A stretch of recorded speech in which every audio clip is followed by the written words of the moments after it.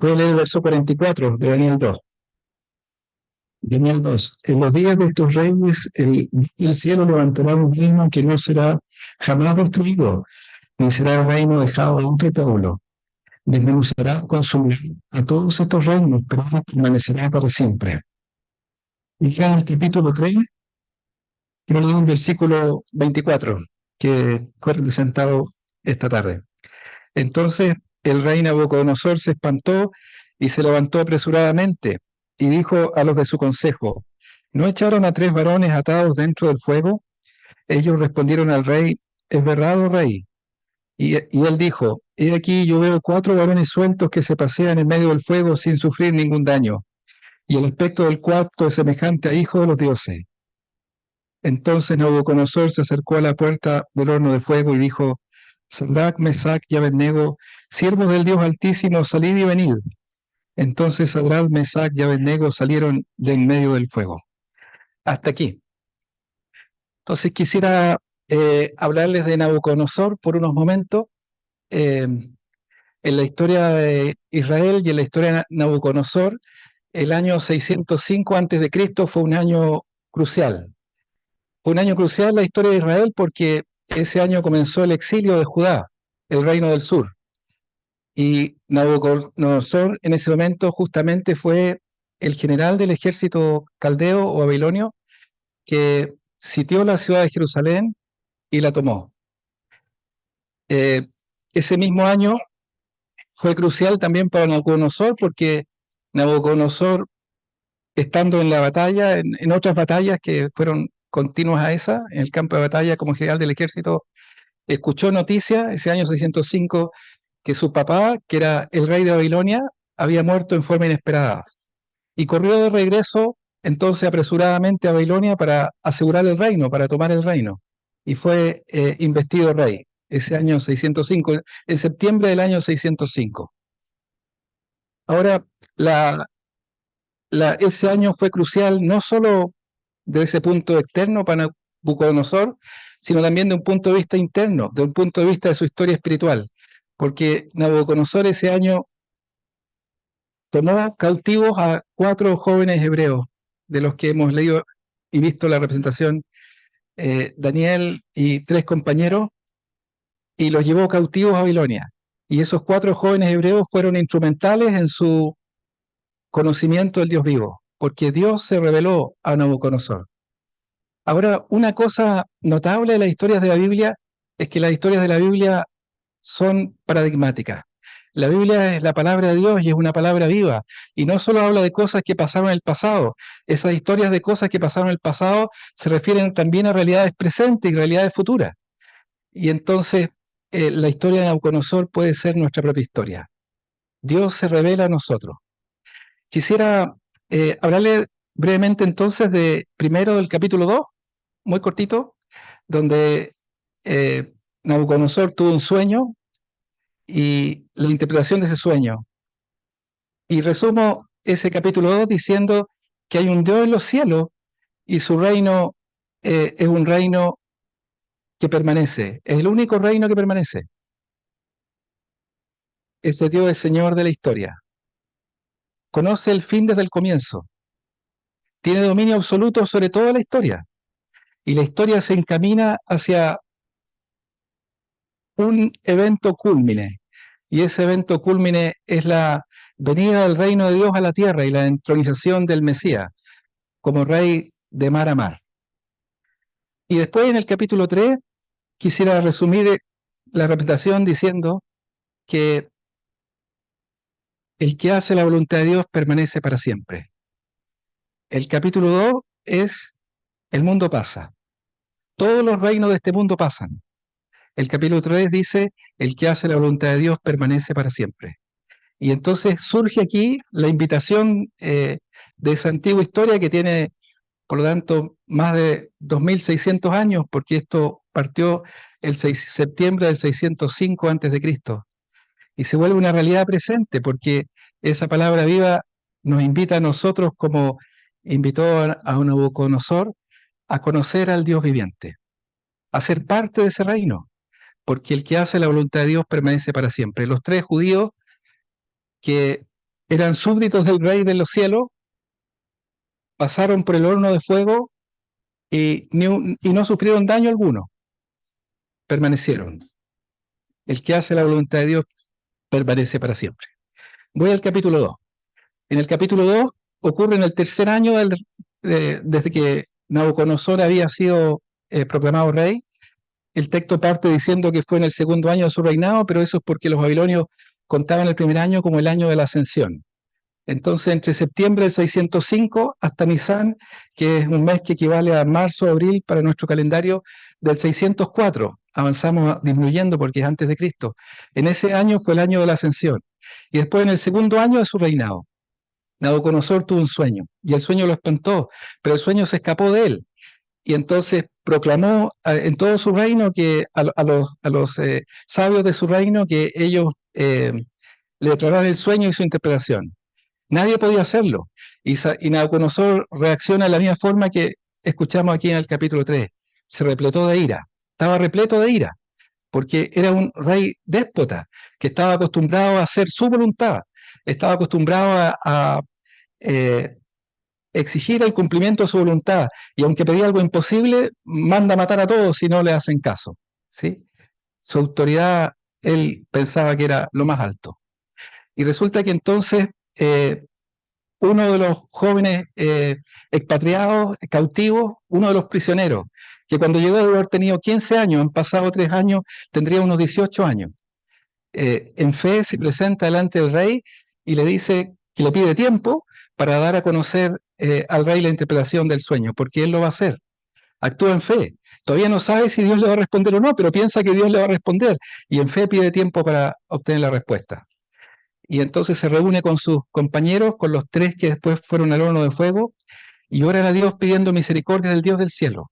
Y esa noche en sueño es revelado a Daniel el misterio, el sueño y también su interpretación. Y se presenta delante del rey y le habla las palabras de Dios. Ahora, este rey era un rey pagano de un lugar que era la cuna de la oposición contra Dios. En el capítulo 1 de Daniel se le llama Sinar, un monte antiguo, la tierra de Sinar, el mismo lugar donde es Babilonia, pero el mismo lugar donde se levantó la torre de Babel. Y entonces en ese lugar que era la cuna de la idolatría y la cuna de la rebelión contra Dios, y este rey que se siente divino y con poderes divinos y que además cree en múltiples dioses, escucha las palabras del Dios verdadero, el único Dios. Este rey pensaba que él era, que su Dios Bel o Marduk, como también se le llamaba, el Dios principal de los caldeos, era más grande que Yahvé. Era el Dios más grande y por eso él había obtenido la victoria. Y pensaba que Marduk o Bel lo había hecho a él rey. Y resulta que Marduk no es capaz de descifrar el sueño, no es capaz de decirle cuál fue el sueño que se escapó de su ojo, porque ninguno de los siervos de Marduk o de adoradores falsos del Dios falso Marduk pueden darle la interpretación. Y resulta que escucha a este joven de unos 18 años, que es uno de los cautivos, pero que es un siervo del Dios verdadero. Y Daniel le dice, no fue Marduk, no fue Marduk, fue Dios el que te puso a ti por rey. Fue Dios el que te dio el reino. Fue Dios el que te dio la autoridad. Marduk no es más fuerte que Yahvé. Antes, este rey, este general, había tomado los utensilios de la casa del rey, antes de ellos, y los había llevado y los había puesto en el templo de Marduk. Y con eso decía, Marduk es más grande que Yahvé. Le dice, no, no es más grande. Marduk no sabe nada, en realidad Marduk no existe siquiera. El Dios verdadero lo hizo. El Dios verdadero te usó a ti para disciplinar a su pueblo, porque Dios va a curar la idolatría de Israel, llevándolos a la cuna misma de la idolatría, a Babilonia, a Sinar. Y entonces le dice esto y le dice su interpretación y le habla de esa estatua. Y esa estatua tiene 5 formas variantes de materiales. La cabeza es de oro, pero después plata, después bronce, después hierro y barro cocido mezclado. y le habla de la interpretación es que son reinos que suceden uno tras otro. Entonces Daniel le dice, Dios te dio el reino, y el reino que Dios te dio no es para siempre, es pasajero, va a pasar. Otro reino va a venir después de ese reino, y después otro reino, y otro reino, y otro reino. Pero la historia de la humanidad, la historia de los tiempos de los gentiles, de este tiempo cuando naciones gentiles son cabeza e Israel es cola, no, está bajo las naciones gentiles, esa historia termina. Y la forma que termina es con el reino mesiánico. Y entonces en la revelación, una piedra es cortada no con mano y hiere los pies de la estatua, y la estatua cae y todo lo que tiene ella cae y desaparece y se acaba. O sea, esto es lo que dice: el mundo pasa, toda tu gloria pasa, todo lo que tú tienes lo tienes de Dios, y todo es pasajero. Hay una sola cosa que perdura, un solo reino que perdura, una sola gloria que es para siempre, un solo reino que es perdurable. Ese reino que es perdurable es el reino del Dios del cielo. El Dios del cielo va a levantar, esa fue la interpretación, un reino que no será jamás removido, un reino que es para siempre. Y ese reino permanece para siempre. Y Daniel termina diciendo, el sueño es fiel y su interpretación es verdadera. Paso al capítulo 3. En el capítulo 3, Nabucodonosor, que había reaccionado aparentemente bien al mensaje de Daniel, porque hizo algo, perdón que se me olvidó decir, pero que era inaudito, inesperado.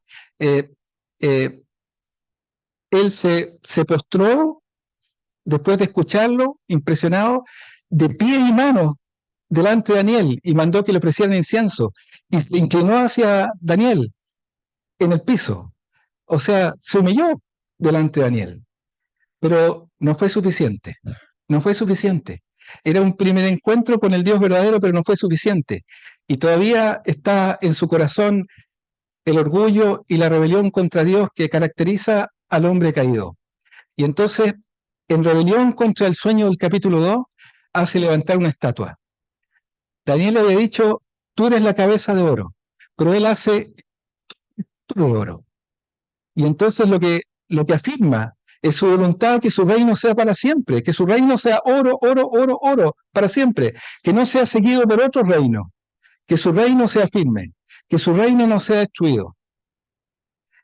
Y manda a todos los súbditos que rindan homenaje a esa estatua. Y esto se vuelve un test de la lealtad de sus súbditos. El que no es leal a él va a morir y va a ser lanzado al horno de fuego.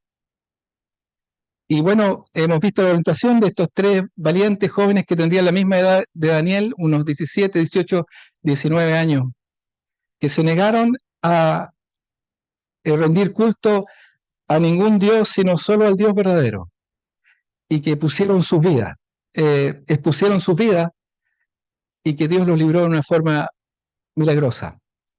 Y entonces, en esta liberación de Dios, le está diciendo a Nabucodonosor, el que hace la voluntad de Dios permanece para siempre. Permanece para siempre. Ahora, es cierto que ellos dijeron, puede ser que Dios nos libre o que Dios no nos libre. Ellos dicen, nosotros creemos que nos va a librar, pero si no nos libra, igual no vamos a servir tus dioses y vamos a sufrir nuestra muerte. Y es verdad.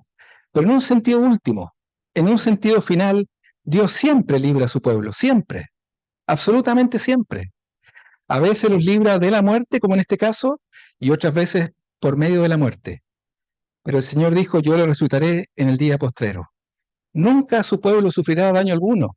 La promesa a la iglesia de Esmirna es: el que venciere no sufrirá daño de la segunda muerte.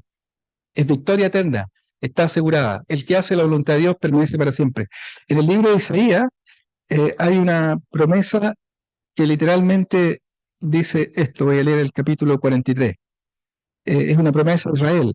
Así, ahora así dice Yahvé, creador tuyo, Jacob, y formador tuyo, Israel: no temas, porque yo te redimí, te puse nombre, mío eres tú. Cuando pases por las aguas, yo estaré contigo, y si por los ríos, no te anegarán. Cuando pases por el fuego, no te quemará, ni la llama arderá en ti. Eso fue la experiencia de los tres hebreos.